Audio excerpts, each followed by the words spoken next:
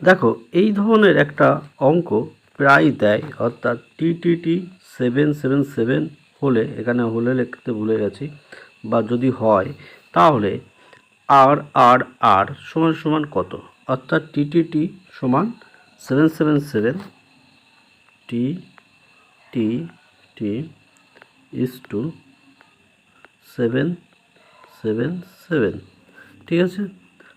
R R R is two কত, এইখানটায় আমাদের এই যে আর আর আর কত, এইখানটায় আমাদের অঙ্ক বসাতে হবে। এই অঙ্কটা মাথা চুলকালেও অনেক দিক দিয়ে এদিক ওদিক হয়ে যায়, ঠিক আছে। আমরা সাধারণত এ বি সি আছে না, A B C D E F G H I J K L M, 13টা হয়ে গেল। এম এর পরে N O P Q R S T U V W X Y Z.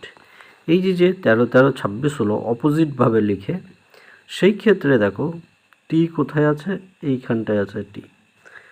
1 2 3 4 5 6 7, সাথে আমাদের কত আছে, টি আছে। কিন্তু এই যে 7 মানে টিতে অবস্থান, এই হিসেবে আমরা যদি ধরি 3 3 3, এবার আর তাহলে কোথায় আছে দেখো, 1 2 3 4 5, 5 নম্বরে, কিন্তু 5 5 5 কোথাও নেই, অর্থাৎ অপোজিট 1 2 3 4 5 6 7।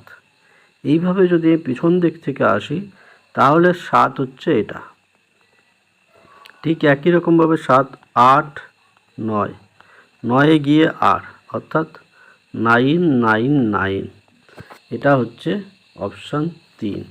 এটাই হচ্ছে এই অঙ্কটার উত্তর, অর্থাৎ অপোজিটভাবে যেতে হবে। আশা করি বোঝাতে পারলাম। নতুন চ্যানেল লাইক শেয়ার সাবস্ক্রাইব করে সঙ্গে থাকবেন, সাথে থাকবেন।